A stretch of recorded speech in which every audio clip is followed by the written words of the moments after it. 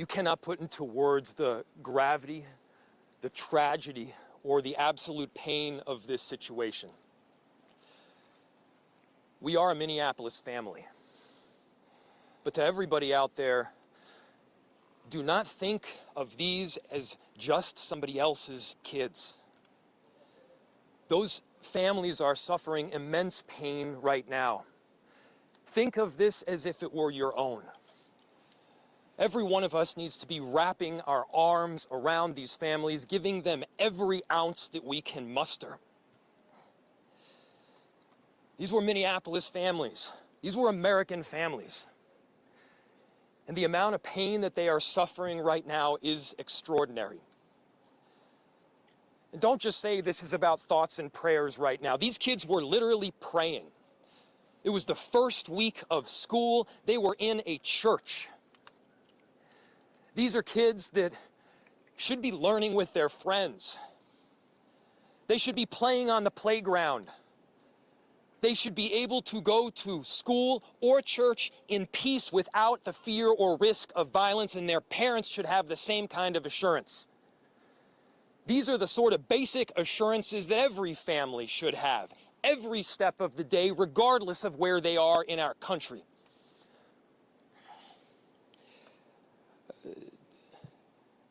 I'm so deeply saddened, and I'm so sorry to the families that I know are suffering right now.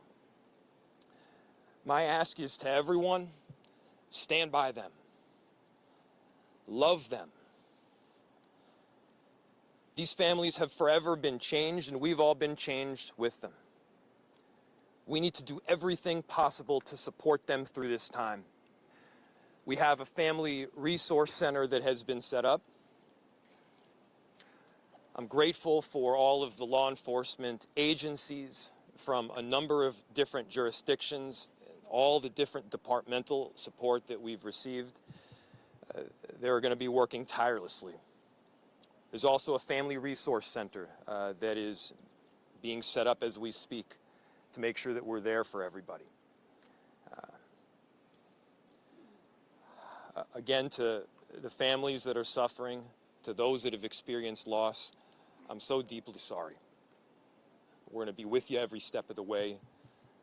We love you. This kind of act of evil should never happen, and it happens far too often. The chief will provide additional details.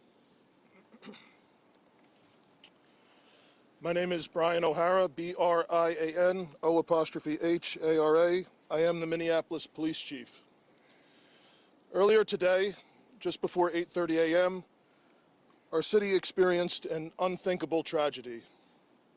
Minneapolis police officers responded to a report of a shooting at a mass that was happening at the Annunciation Roman Catholic Church on the block behind me.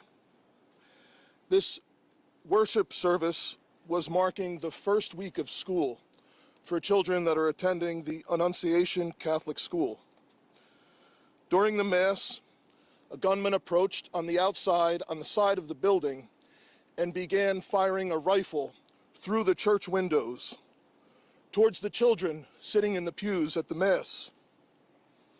Shooting through the windows, he struck children and worshipers that were inside the building.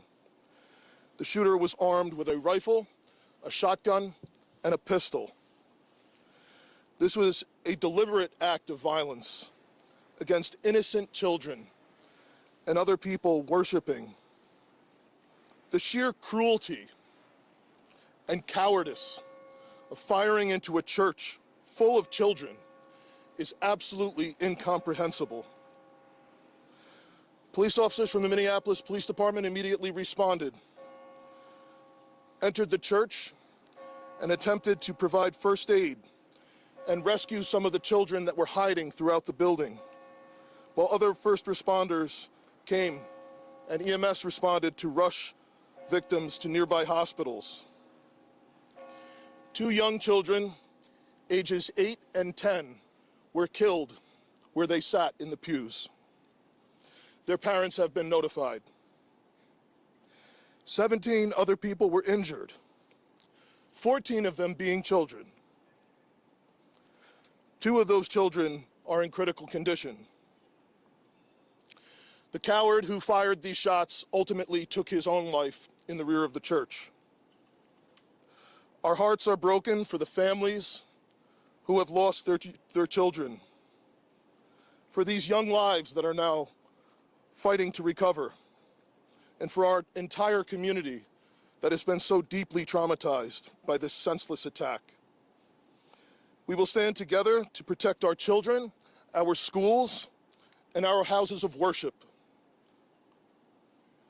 This deliberate act of violence is just a sign of cruelty that is beyond comprehension.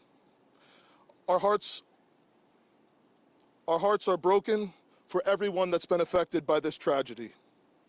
As we begin the difficult path of healing, I want the community to know this, that even in the face of such evil, the Minneapolis Police Department and all of our law enforcement partners stand with our community. We stand with these families and with this parish. We will continue to be here for you. With that, the investigation is obviously in its preliminary stages, and I will attempt to take some questions to provide further information. Chief, what can you tell us about the suspect in this case? How old was he? Any kind of motivation? Any notes or any other information you might have left behind? So we were looking, the question was, what can be said about the shooter? We believe it is one suspect, a sole shooter. We believe he is deceased. He is in his early 20s, does not have an extensive known criminal history, and we are looking through information left behind to try and determine some type of motive. Chief, do we know if they were former students? Do you have about... How many children? There were, I don't have an exact, the question was how many children at the school. There were dozens of children inside the mass at the time. I don't have an exact count. The children have been relocated into the school, which is where their families are reunifying with them. Chief, do we know if the shooter Other than the weapons, what was the shooter a student, former student? Was he a former employee? Do we know that? The question was, do we know if the shooter was a former school employee or a former student? We don't have that information. Did he leave anything behind other than the weapon? Either like a note? There's a vehicle. The question was anything left behind? There's a vehicle that we believe that the suspect used that is being searched, and we will be conducting other searches related to this. And what was that vehicle and where was it parked? Inside the parking lot here. Is there parking lot? Yep. There was some neighbors who said that the door to the church had been barricaded. Yep. Is that correct? So the question was, neighbors had said that the door to the church had been barricaded. The shooter approached on one side of the church building, and on that side, at least two doors, it appears there had been like a 2x4 placed. So not all of the doors around the building, but on the side where the shooter did fire. And on the outside. On the outside, yes. Is there a reason why officers are going? The question was there any explosives? There were reports of that. There were no explosives or improvised devices that we found. I do believe there was one, I guess you would call it a smoke bomb, like not an explosive, but a sort of a firework that would release smoke. And which side of the building? North, south? The side that is closest to us, here, on this side. Yeah. Is there a reason why agents are also at these nearby homes? I don't have specific information on that I can Was he dead release. from a gunshot wound, this suspect? The question was, is he dead from a gunshot wound? The answer is yes. We believe he took his own life in the parking lot. Was this outside or both inside that he was shooting? The question was he shooting outside and inside? He was absolutely shooting outside of the building on the side of the church, inside through the windows. It appears he may have gone inside, but I don't believe we've located any casings inside the building. So I'm not certain if he fired also while inside. It appears, if not all, most of the shooting happened outside the building. Is this shooting related to any other shootings that happened in the last So, 24 hours? yeah, Taylor's asking, is this related to any of the other shootings? This does not appear to be related to any other shooting in the city. Do you know approximately how many rounds were fired? The question was how many rounds? I would say it's in the dozens. We don't have an exact count. There's a sidewalk on the outside as well as a grassy area, so obviously we are going through and taking our time to process the scene. Was he firing just one weapon, like the rifle? Or... The question was he firing one weapon? We believe he had fired all three. He had a rifle, a shotgun, and a pistol. Chief, was this individual licensed to conceal and carry? Did he have any He's, background prior? were the weapons, was he lawfully carrying the weapons? I don't have that information, and I don't have any information on any significant criminal history either. Was he dressed at all in any tactical type of gear or anything? It appeared he had some black clothing on, his cargo-type pants. I guess you could interpret that as, you know, however you like. All right, ladies and gentlemen, thank you for helping us to get the information out today. We have a lot No more work questions? that needs to be done.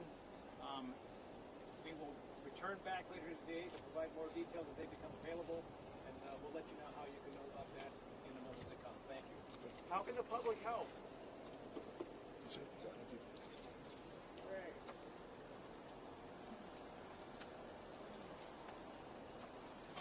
Once again, folks, if you have further inquiries you want to send via email, communications@minneapolismn.gov. Thank you.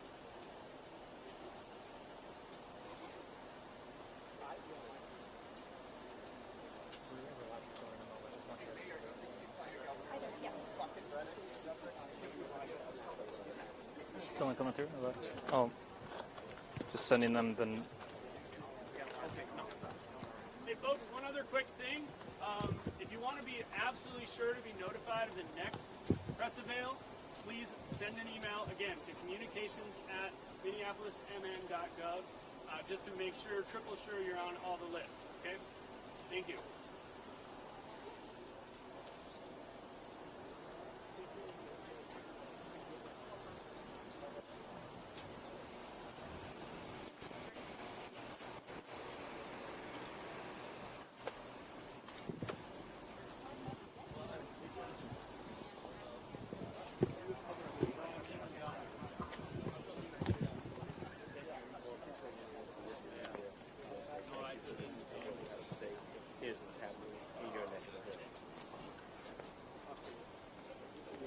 We're about to go live. I'm sorry.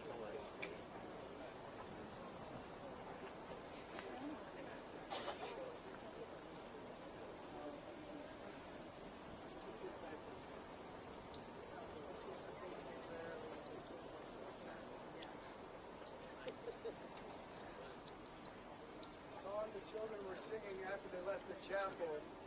This is a prayer for these kids and families. Lord, prepare me to be a sanctuary. If people want to pray for these survivors, play them that song. Howard. Can't believe I ran into you. Is that what you, or It's who on are my you? lap. King Demetrius. It's to meet Okay. you. Yep. Okay. So it's to meet you. I'm just curious. Thanks.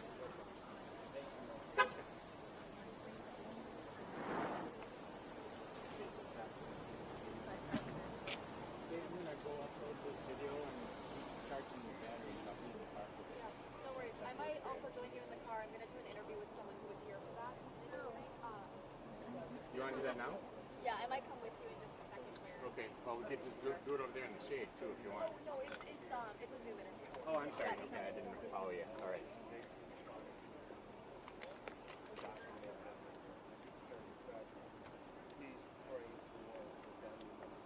John, the first words out of that press conference were "children are dead," and those words perfectly well describe what this scene is like at this moment. It is a very difficult scene. We are just